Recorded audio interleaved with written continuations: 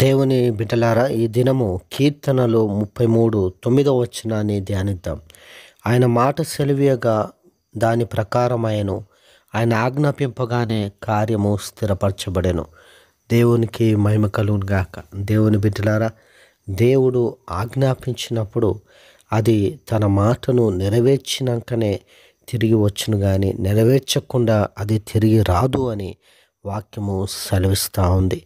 దేవుని మాట బయలుదేరినప్పుడు అది ఫలమును తీసుకుని వచ్చును. ఫలము లేకుండా తన యొద్దకు తిరిగి రాదు.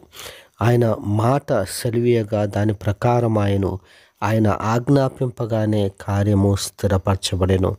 దేవునికి మహిమ కలుగును గాక. దేవుడు మాట ఇచ్చినప్పుడు అది నెరవేరుతుంది. దేవుడు వాగ్దానము ఇచ్చినప్పుడు దానిని దేవుడు తప్పకుండా నెరవేరుస్తాడని వాక్యంలో మనం చూస్తూ ఉన్నాం. బైబిల్ సెలవిస్తూ ఉంది, ప్రతి వాగ్దానం యేసుక్రీస్తునందు అన్నీ కూడా అవునన్నట్టుగా ఆమేనన్నట్టుగా ఉన్నాయి.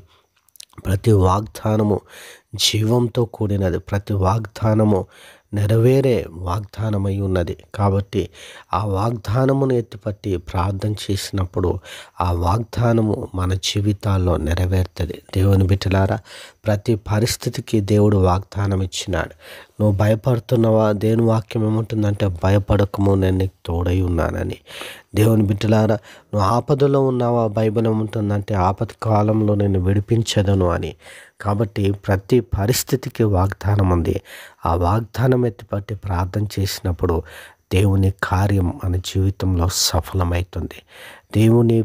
ఏ పరిస్థితిలో ఉన్న దేవుని వాగ్దానమును బట్టి ప్రార్థన చేయము, దేవుని కార్యాన్ని పొందుము. దేవుడు అట్టి కృప అనుగ్రహించునుగాక.